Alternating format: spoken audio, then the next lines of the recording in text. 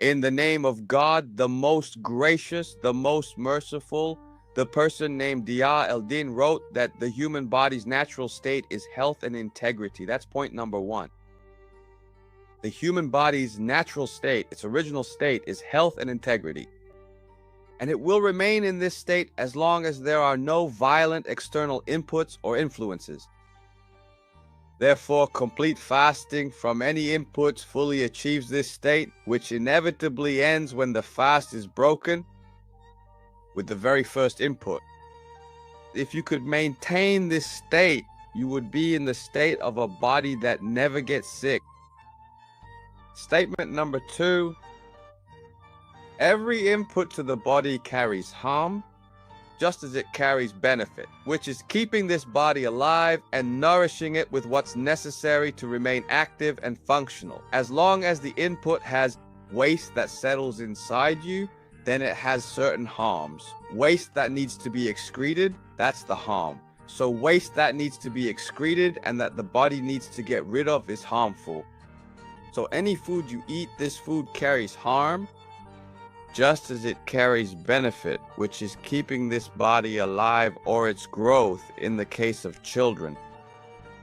Number 3, every input to the body is considered a foreign object by the body. Consequently, the human body has a reaction. This reaction is one of 3 things, either an immune allergic one, which follows lymphatic pathways, or central nervous, which they call the gut-brain axis, or hormonal glandular. What kind of hormonal? Glandular, meaning peripheral, intestinal, or central pituitary. Pay attention, hormonal glandular has 2 parts. Peripheral intestinal, which includes insulin, glucagon, serotonin, and gastrin. These are intestinal hormones. Or central pituitary, which works from the pituitary down to the adrenal gland. Statement number 4. The body's daily, repeated, and continuous struggle in dealing with hard-to-digest inputs, which leads to blockages and obstructions.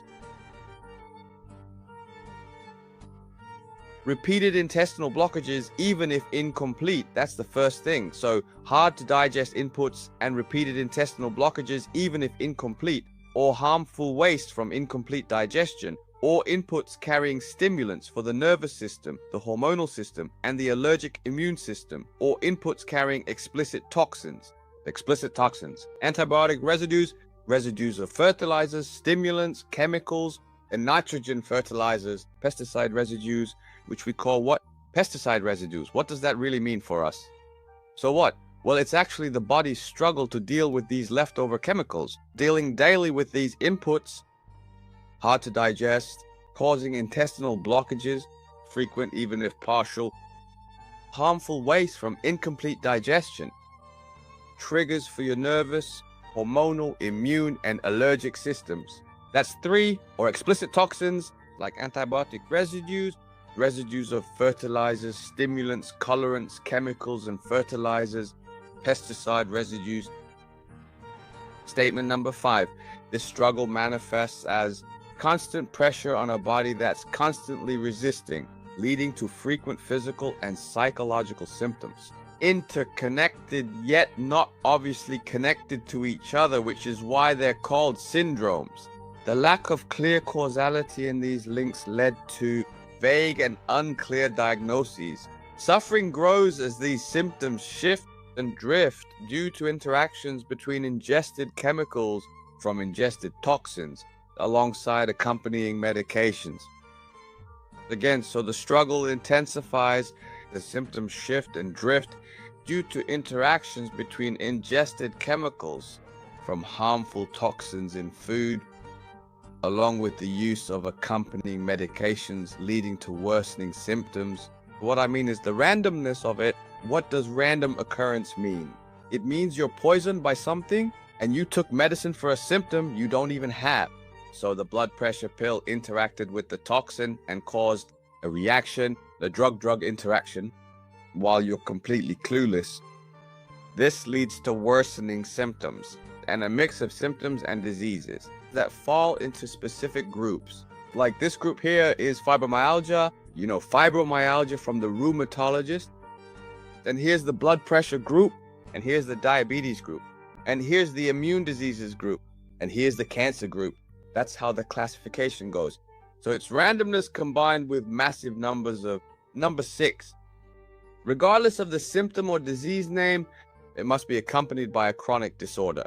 And that's one of the conditions in the digestive system. Even if the complaints first started during childhood, with the presence of acid inhibitors that were released on the market, meaning for about 20 years since 2005, the PPI market was launched, starting with Controloc, the Godfather, and everything that followed. It shouldn't be ignored.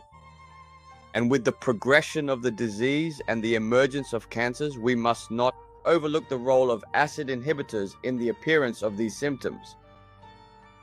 Number 7, the cycle of treating what is not the actual cause.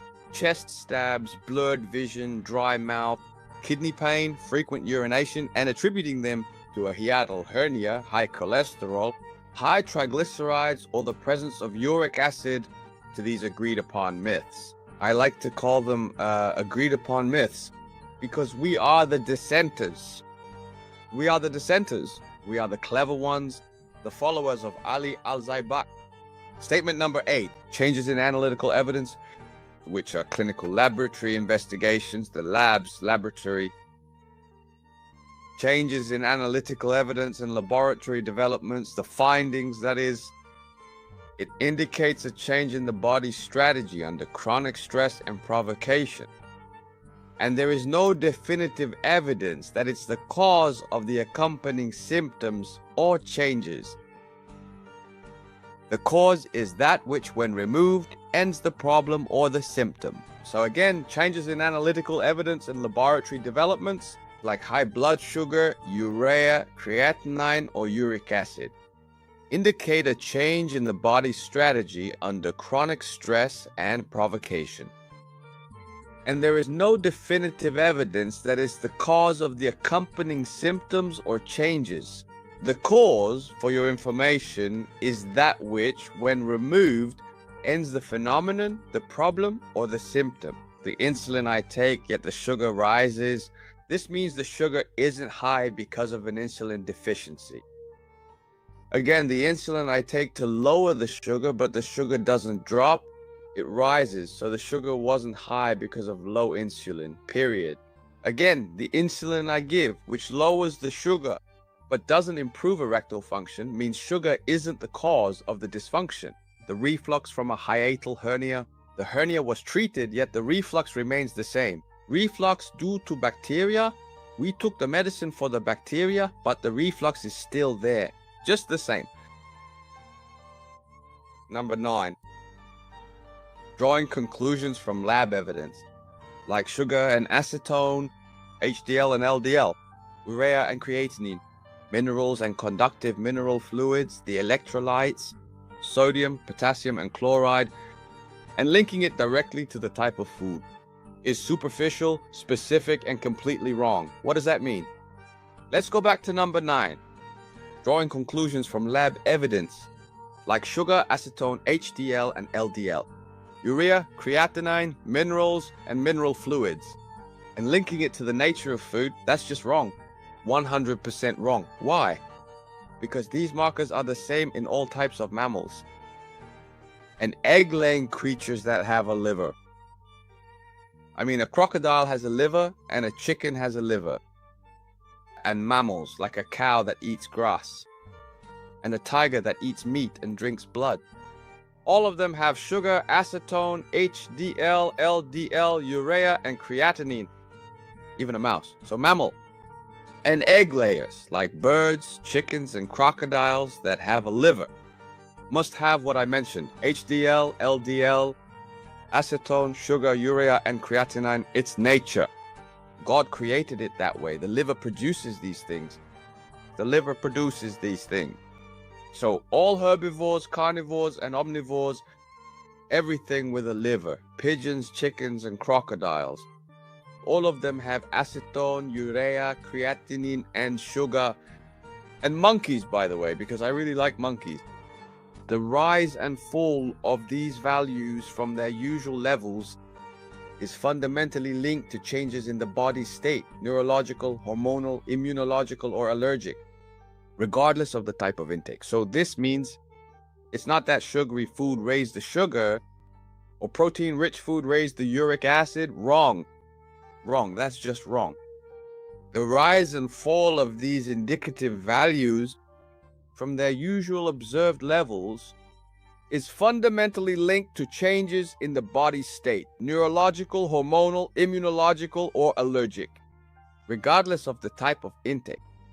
So this means that as a duck-legged duck creature, I'm the same as a tiger, meat eater and blood drinker. Do you get it? I'm just a duck with a duck's leg. Equated with the tiger, the meat eater and blood drinker, both of us have creatinine and both of us have urea.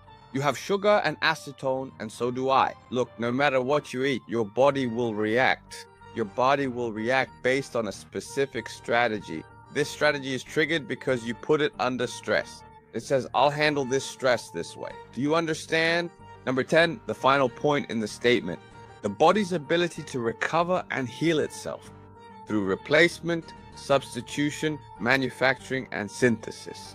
By resisting, preventing, forming, and dispersing, integrated, harmonious, and endless until death, your relative health is essentially equal to your ability to avoid toxic inputs in your life. Yawan, if you have zero toxic inputs, that means your health is, in a sense, infinite.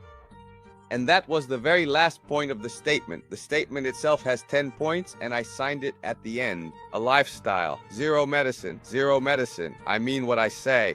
All of it, zero medicine. I have no ulterior motive. Your health is in your hands. Whoa, I've said my piece. I am finished.